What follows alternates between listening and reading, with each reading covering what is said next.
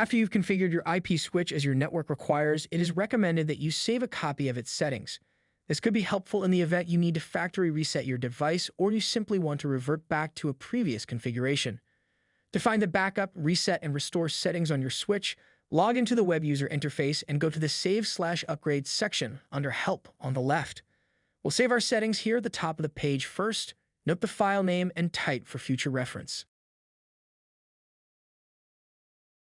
Next, if you want a factory reset through the user interface rather than the hardware, click Reset and confirm you want to proceed.